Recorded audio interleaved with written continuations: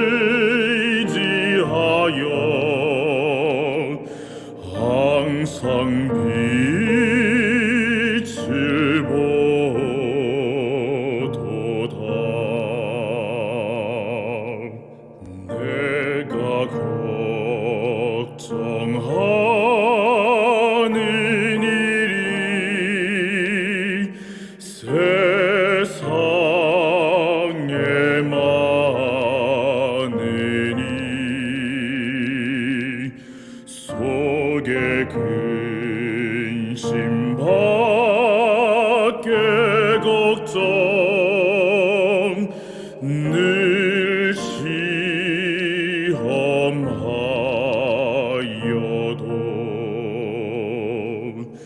예수 보배로운 피 모든 것을 이기니 예수 공로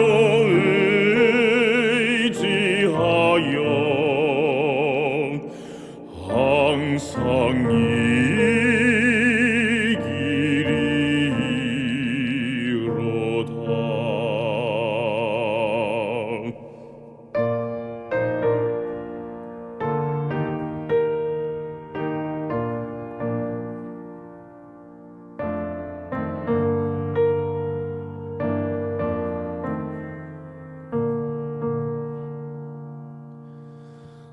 내가 천성 바라보고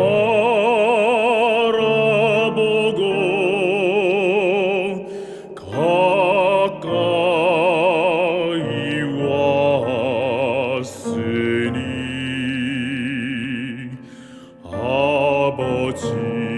아버지의 영광 집에 가쉴 맘이 또다. 나는 부족하여도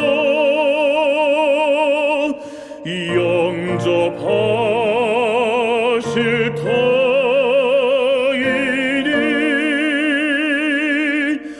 영광 나라 계신 임금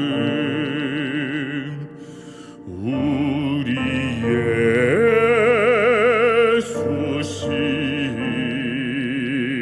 예수시로다.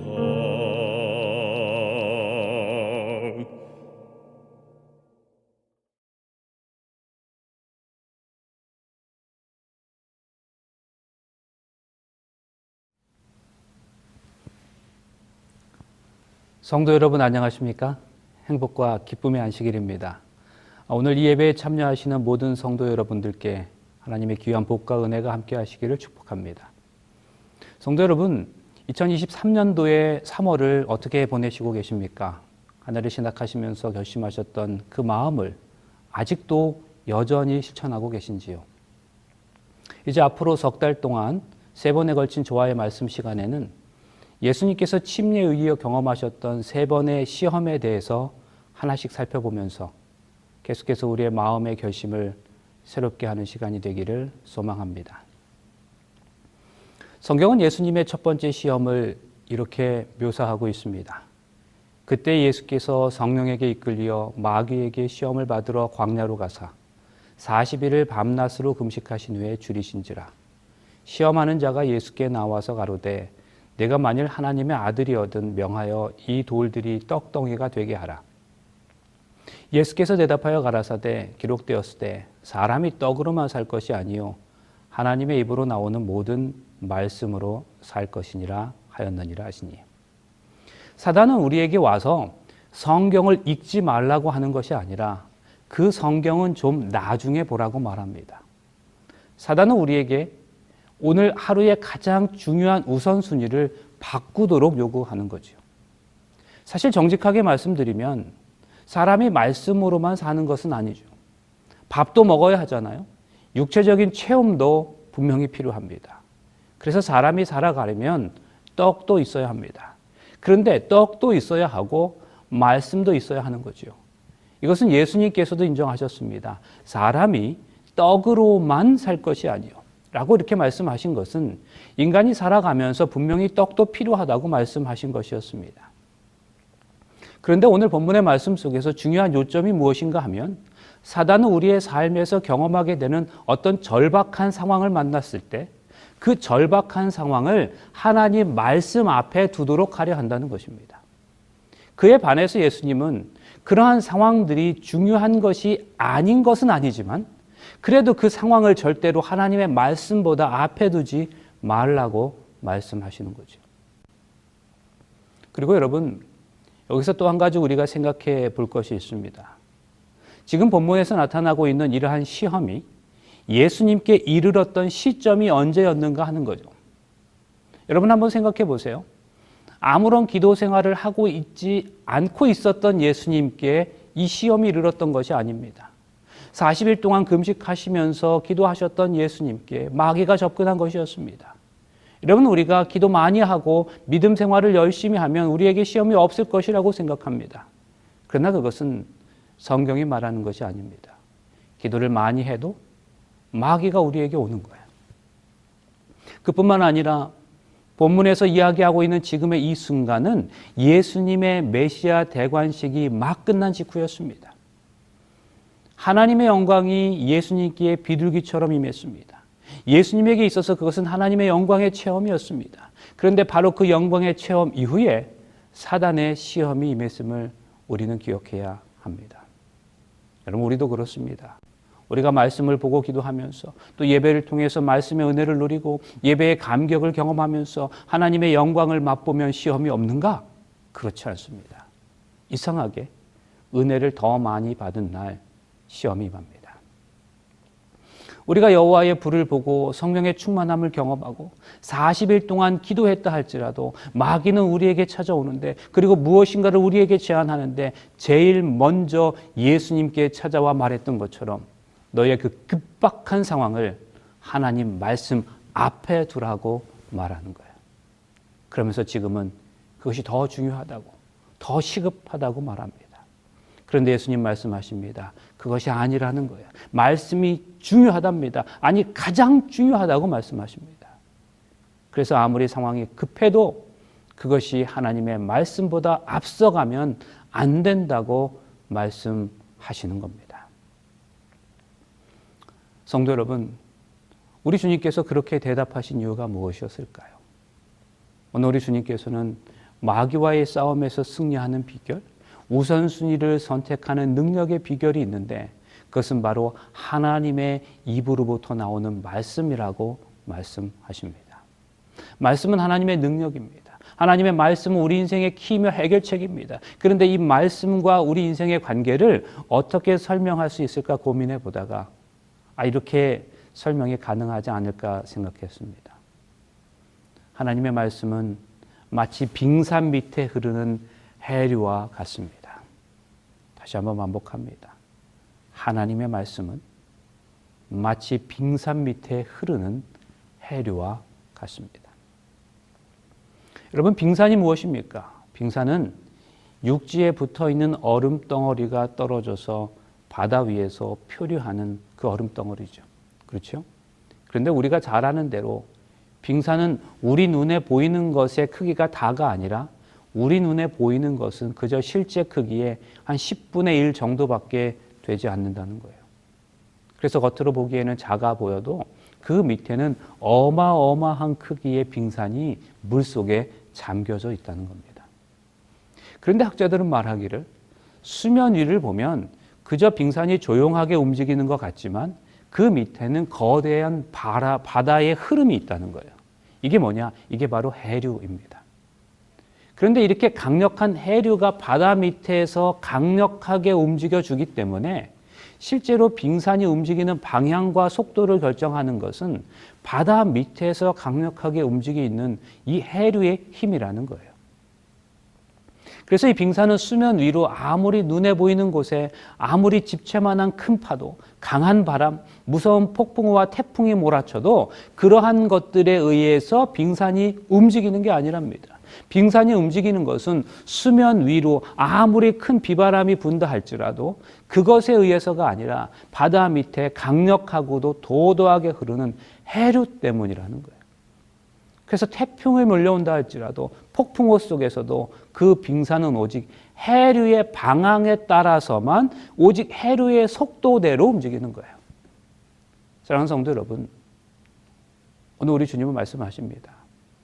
하나님의 말씀을 먹고 사는 사람은 빙산과 같습니다. 마치 해류를 타고 빙산이 흘러갈 때에 그 빙산의 속도와 방향을 수면 위의 태풍이나 폭풍이나 파도가 결정하는 것이 아니라 지금 하나님의 말씀인 해류에 내 마음을 두고 있는 사람은 지금 내 인생에서 아무리 강한 태풍이 몰아치고 아무리 높은 파도가 엄습해 온다 할지라도 아무리 급박한 가정의 문제, 건강의 문제, 인생의 문제, 신앙의 문제를 경험한다 할지라도 그러한 강력한 태풍 속에서도 하나님의 말씀의 해류에 뿌리를 내리고 있는 사람은 그 말씀의 힘과 방향에 따라 움직이게 된다는 것입니다.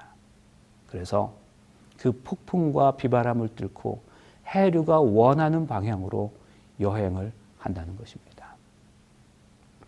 오늘 주님이 무엇을 말씀하시는가? 왜 마귀와의 싸움에서 하나님 말씀이 능력이 될 수 있습니까? 우리 인생에서 하나님의 말씀에 뿌리를 내리고 있으면 우리 삶에서 경험하게 되는 수없이 많고 강한 인생의 폭풍과 파도를 아무리가 몰아쳐도 우리가 오늘 하나님의 말씀에 뿌리를 내리고만 있으면 그 말씀의 해류가 끌고 가는 방향과 속도대로 움직이게 될 것임을 믿게 되시기를 간절히 바랍니다.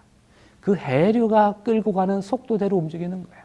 여러분, 내가 그 속도를 결정하는 게 아니에요. 내가 그 방향을 결정하는 게 아닙니다. 오늘 내가 경험하는 어떤 삶의 문제가 그 방향과 속도를 결정하는 것이 아니라고요. 아무리 삶의 폭풍우가 우리 삶을 막고 있어도 하나님의 말씀에 뿌리를 내린 해류는 이 빙산인 우리를 하나님께서 원하시는 방향과 속도대로 끊임없이 우리를 움직이시는데 우리가 우리 환경으로부터 아무런 영향을 받지 않게 될 것은 우리가 하나님의 말씀에 뿌리를 내리고 있기 때문입니다. 성도 여러분, 이 사실을 여러분의 마음 가운데 깊이 새겨 넣으시기를 간절히 바랍니다. 가나안 전투가 시작되는 여호수아에게 우리 하나님께서 찾아오셔서 한 가지만을 준비하라고 하셨습니다. 그 한 가지가 무엇이었는지 여러분 아시겠습니까? 이 율법책을 내 입에서 떠나게 말며 주야로 그것을 묵상하여 그 가운데 기록한 대로 다 지켜 행하라. 그리하면 내 길이 평탄하게 될 것이라. 내가 형통하리라. 주야로 여호와의 말씀인 율법을 묵상하라고 말씀하세요. 자, 여러분, 이것을 앞서 말씀드린 내용에 적용해 보겠습니다. 주야로 하나님의 말씀을 묵상하라니요. 여러분, 그러면 왜 이것이 이제 막 이스라엘의 지도자가 되어서 가나안의 7 족속들과의 전쟁을 앞두고 있었던 여호수아가 그 전쟁에서 준비해야만 했던 단 한 가지였을까요? 하나님께서 말씀하십니다.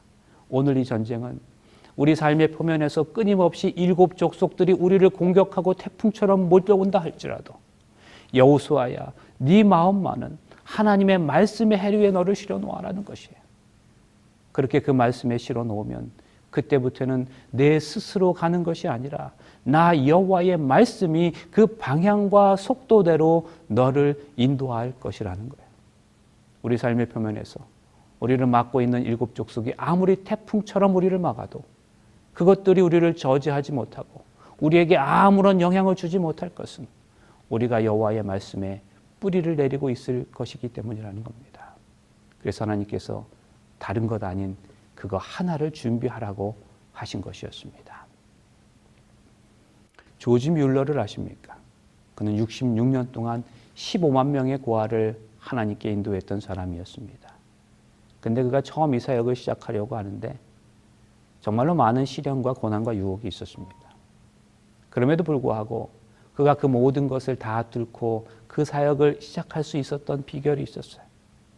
나중에 그가 이 사실을 이야기하면서 자신이 그것을 깨달았던 순간에 마치 전기에 감정된 것 같았다고 고백하고 있습니다. 그가 어느 날 성경을 읽다가 다음과 같은 성경절을 발견했어요. 그 거룩한 처소에 계신 하나님은 고아의 아버지시며 과부의 재판장이시라. 조지 뮬러는 바로 이 하나님의 말씀으로부터 사명을 깨달았어요. 고아의 아버지이신 하나님께서 자신이 이 고아원 사역을 할 때에 하나님께서 반드시 도와주실 것이라고 확신했습니다. 그리고 그 하나님의 말씀에 뿌리를 내리고 그 사업을 시작할 수 있었어요. 그리고 이제 그 고아원 사업을 시작하고 그 사업을 진행하는 가운데서도 아무런 걱정과 염려가 없었던 것은 그에게 확고한 확신을 주었던 또 다른 하나의 성경절이 있었기 때문입니다. 나는 너를 애굽 땅에서 인도하여 낸 여호와 내 하나님이니 내 입을 크게 열라 내가 채우리라. 여러분, 조지 뮬러가 이 고아원 사역을 하는 동안 수없이 많은 문제들이 있었습니다. 당장 내일 우유가 떨어질 판이었어요. 당장 내일 먹을 양식이 떨어졌습니다. 그렇게 집채만한 파도가 매일같이 그를 엄습해왔어요. 고아들의 숫자가 한둘이 아니었어요. 2, 3천 명 되는 고아들을 당장 내일 먹일 양식이 없는 겁니다. 그런데 그는 이 약속의 말씀에 자신의 마음을 싣고 가는 거예요. 그러니까 하나님께서 그를 이끌어 가시는데 언제나 그 속도와 방향은 하나님께서 조정하셨습니다. 하나님의 말씀에 마음을 실어 놓으면 하나님의 말씀이 우리의 인생을 인도하심을 반드시 기억하게 되시길 바랍니다. 그렇게 하나님은 뮬러를 통해서 수없이 많은 일을 하셨습니다. 우리 인생의 얼음덩이를 하나님께서 움직이시는데 그 누구도 막지 못했어요. 폭풍우를 뚫고 갔어요. 파도를 넘어갔어요. 말씀의 해류에 뿌리를 내리고 있었기 때문이에요. 사랑하는 성도 여러분, 지금 어떤 문제를 혹시 경험하고 계십니까? 경제 문제, 건강의 문제 등 어떤 문제가 여러분 앞을 가로막고 있습니까? 그 모든 폭풍우와 넘을 수 없는 것처럼 보이는 파도로 인해서 고통 중에 있는 우리 믿음의 성도들이 혹 우리 가운데 있습니까? 그런 우리에게 우리 하나님께서 말씀하십니다. 그러한 삶의 문제들, 폭풍우들을 절대로 말씀보다 앞세우지 말라고 하시는 거예요. 오히려 여러분의 마음을 하나님 말씀의 해류에 담가보라고 말씀하십니다. 그러면 아버지의 선하신 뜻이 이루어질 것이라고 보증하고 계신 거예요. 그러므로 오늘 이 시간에 우리 삶의 어떠한 문제들도 하나님의 말씀보다 앞세우지 않겠다고 다시 한번 결심하게 되시기를 간절히 바랍니다. 여러분, 오늘 보면 이 성경절에 나오는 정말로 특이한 표현이 있습니다. 예수께서 대답하여 가라사대 기록되었으되 사람이 떡으로만 살 것이 아니요 하나님의 입으로 나오는 모든 말씀으로 살 것이라 하였느니라 하시니. 여기서 우리가 살펴보고자 하는 표현은 말씀이라는 단어예요. 여기서 표현된 말씀이라는 단어는 일반적인 단어가 아닙니다. 우리가 보기에는 그냥 우리가 보통 이해하고 말하는 말씀으로 이해될 수 있을 거라고 생각할 수 있지만 사실 오늘 이 본문에서 사용된 이 말씀이라는 표현은 보통의 말씀이라는 단어와 같은 의미의 단어가 아니에요. 일반적으로 헬라어 원어 성경에는 말씀이라는 단어를 로고스라고 표현하고 있습니다.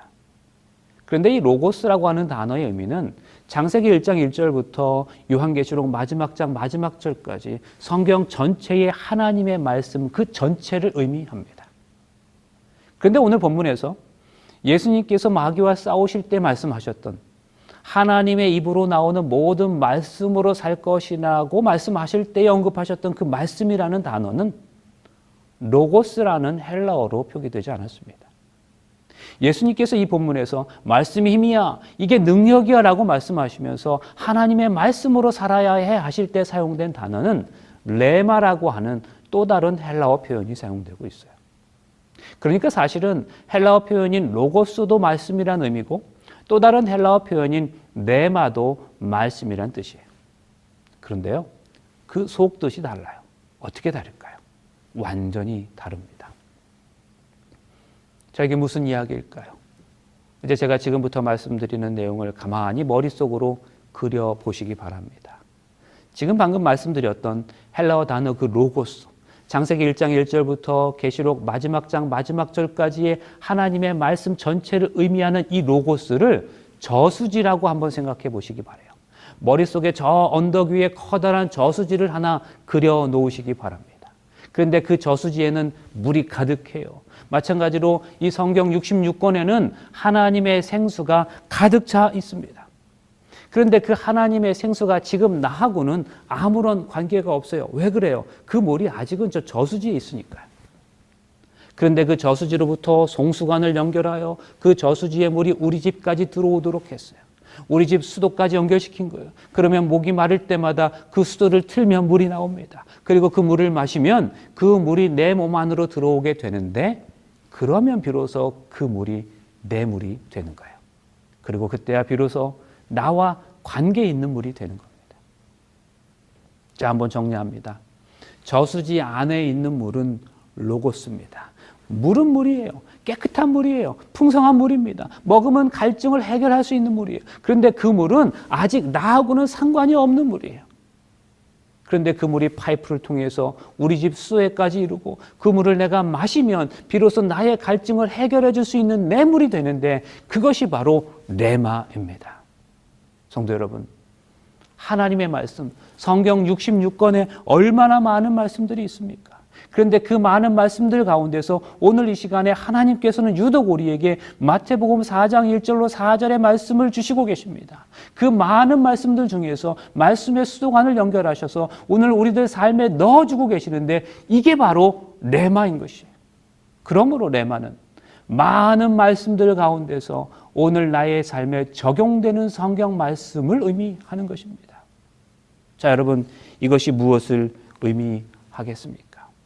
우리는 단순히 우리 머릿속에 있는 하나님의 말씀으로 사단과 싸우는 것이 아니라는 거예요. 사실 하나님의 말씀이 우리 속에 가득 있어요. 그런데 그 말씀을 가지고 마귀와 싸우는 것이 아니라 이 말씀이 성령의 관을 통해서 내 심령으로 들어와 그 말씀이 깨달아지고 그 말씀을 통해서 가슴치고 자복하고 회개하면서 1년, 2년, 3년 신앙생활하면서 하나님께서 내 안에 넣어주신 그 레마가 영적인 전쟁에서는 힘있게 역사하여 우리로 승리하게 하는 거예요. 여러분, 그런 말씀, 그 레마가 우리 가운데는 얼마나 있습니까? 여기 66권 하나님의 말씀 로고스가 여기 있지만 하나님께서 내게 주신 말씀 레마는 얼마나 가지고 있느냐 말이에요. 매일마다 그 말씀을 내게 주신 하나님의 말씀으로 받고 깨닫고 느끼고 실감하고 감동하고 울고 가슴 치매 통하면서 우리를 자신의 것으로 적용한 그 레마를 여러분, 우리는 얼마나 가지고 있습니까? 예레미야는 제사장의 아들이었어요. 그런데 그는 제사장의 아들이었기 때문에 시간이 지나면 자연스럽게 제사장이 될 것이었습니다. 제사장은 하나님의 율법을 누구보다도 많이 아는 사람이었습니다. 그런데 성경이 예레미야가 어느 순간부터 진짜 눈물의 선지자가 되었는지 그 시점을 어떻게 이야기하는지 보세요. 여호와의 말씀이 내게 임하니라. 율법을 알고 있는 예레미야의 머릿속에 하나님의 말씀이 가득히 있었어요. 그건 로고스죠. 근데 로고스로 있던 그 말씀이 성령께서 그에게 임하여 레마로 경험되니까 그냥 제사장이 선지자가 되는 거예요. 하나님의 마음을 담고 다니기 시작하고 하나님의 슬픔을 이해하는데 예레미야가 그렇게 하나님의 예언자, 하나님의 선지자가 될 수 있었던 것은 그의 삶에서 로고스가 레마로 바뀌는 경험 때문이었습니다. 여러분, 이건 그만의 경험이 아니에요. 에스겔도 그랬어요. 침례 요한은 어떻습니까? 하나님의 말씀이 빈들에서 사가랴의 아들 요한에게 임한지라. 언제부터 그가 침례 요한이 되었습니까? 그도 역시 제사장의 아들이었죠. 제사장 사가랴의 아들이었어요. 그는 머리로는 하나님의 율법을 가득 채우고 있었던 사람이에요. 그럼에도 불구하고 그전에는 침례 요한일 수 없었어요. 그런데 하나님의 성령의 수도관을 통해서 로고스인 하나님의 말씀이 그의 심령 가운데 들어가니까 그 로고스가 레마로 되는데, 그러니까 비로소 침례 요한일 수 있었어요. 그런 삶을 시작할 수 있었습니다. 사랑하는 성도 여러분, 우리 삶의 영적인 전쟁에서 어둠의 세력과 사단이 강력한 폭풍과 파도를 가지고 우리에게 다가올 때 우리 하나님께서 말씀하십니다. 레마의 이 말씀을 들고 그 사단을 대적하라는 거예요. 그러므로 성도 여러분, 그 레마의 경험이 우리를 온전히 승리할 수 있게 하신다는 사실을 기억하시고 로고스 말씀의 경지를 넘어서 레마의 말씀을 경험하는 우리 모두가 되시기를 간절히 바랍니다. 여러분, 하나님의 말씀은 하나님의 식, 하나님의 방법입니다. 말은 그 사람의 정신이죠. 그래서 하나님의 말씀에는 하나님의 정신이 들어져 있어요. 다른 말로 하면 하나님의 말씀에는 하나님의 분명한 방식이 있다는 말이에요. 사단은 우리에게 와서 하나님의 방법이 얼마나 미련한지를 자꾸 이야기합니다. 하나님의 그 식이 어리석게 보이게 합니다. 하나님의 방식은 이렇습니다. 오른뺨을 맞았는데 왼뺨을 돌려달라고 말해요. 오리를 가자는데 십리를 가라고 말합니다. 원래 원수는 미워하고 죽여야 하잖아요. 그런데 하나님의 말씀은 그 원수를 사랑하라고 말합니다. 하나님의 말씀은 하나님의 방식, 하나님의 스타일입니다. 하나님의 말씀대로 살면 마귀와의 싸움에서 승리한다는 것인데, 그 말은 하나님의 방식대로 살면 사단이 우리 삶을 절대로 틈타지 못한다는 것을 의미하는 겁니다. 하나님의 방식은 어리석어 보입니다. 한쪽 뺨을 맞으면 다른 쪽을 뺨을 대줄합니다. 정말로 어리석어 보여요. 하지만 이 세상에서 하나님의 방법, 하나님의 식으로 가면 마귀가 틈탈 수가 없는 거예요. 그래서 하나님의 식으로 살면 마귀가 공격해도 승리할 수 있음을 기억하시길 간절히 바랍니다. 사랑하는 성도 여러분, 하루하루를 살아가며 여러분의 삶을 위협하는 폭풍이 있습니까? 집채만한 파도가 나를 삼킬 것 같은 그런 느낌으로 오늘을 살아가고 계십니까? 그런데 그런 상황에서 하나님은 하나님의 식대로 살라고 하세요. 하나님의 식대로 살아보라고 하시는 거예요. 세상 사람들은 세상 사람들의 방식대로 살아가지만 우리는 하나님 안에서 하나님의 방식대로 살아보라고 말씀하십니다. 하나님의 말씀인 그 정신 붙들고 살라고 하세요. 그때 하나님께서 사방이 막힐 때도 하나님의 말씀을 의지하고 하나님의 방식대로 살아가면 하나님께서 그 사람의 인생을 지도해 주실 것을 믿으시기를 간절히 바랍니다. 여러분, 빙산이 움직이는 비결이 무엇이라고요? 해류 때문입니다. 우리가 우리 영적인 삶에서 말씀의 해류를 따라간다면 모든 삶의 문제들이 사라져 버릴 거예요.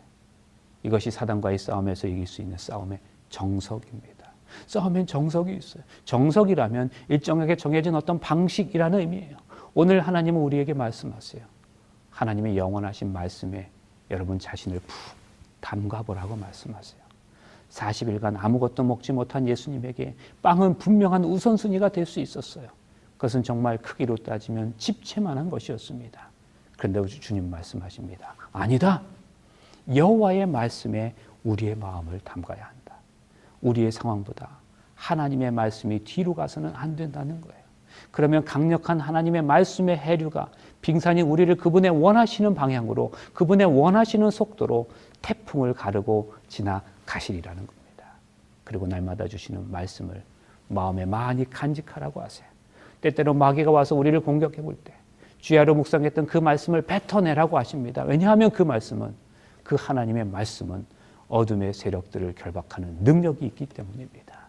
그뿐 아니라 하나님의 말씀에는 하나님의 식과 스타일이 있음을 기억해야 합니다.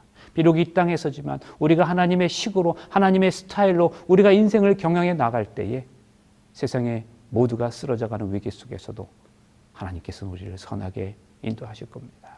그래서 우리 삶에서 언제나 주의 말씀이 우선하실 수 있기를 간절히 바라면서 말씀을 마치겠습니다. 기도하시겠습니다. 사랑의 아버지 하나님, 행진하는 달, 이 3월이 오늘 주신 말씀을 기억하며 각자에게 맞는 믿음의 분량대로 실천하는 달이 되게 하여 주시옵소서. 주의 얼굴을 구하는 성도들이 되길 소망합니다. 우리의 생각과 욕망에 빠져 허덕일 것이 아니라 하나님의 마음과 생각, 하나님의 뜻을 갈망하며 주님 보기를 애쓰는 삶을 살아가게 하여 주시옵소서. 우리 삶의 모든 문제를 말씀의 해류에 올려놓게 하시고 우리 삶의 우선순위에서 절대로 말씀이 뒤에 가지 않게 하여 주시옵소서. 세상의 기준에 우리를 맞추지 않게 하시고 하나님의 뜻에 맞추어 살게 하여 주시옵소서. 예수님의 이름으로 간절히 기도하옵나이다. 아멘.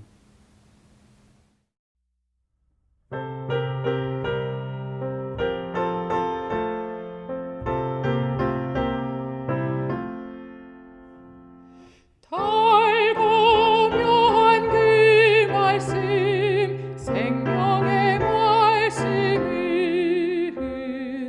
귀한 그 말씀 진실로 내 생명 되도다.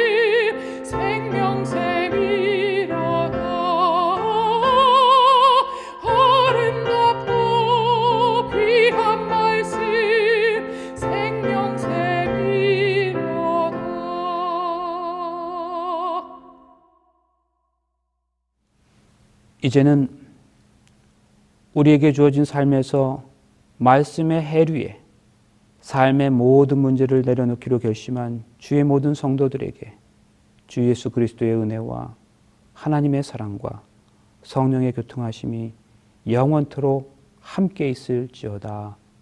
아멘.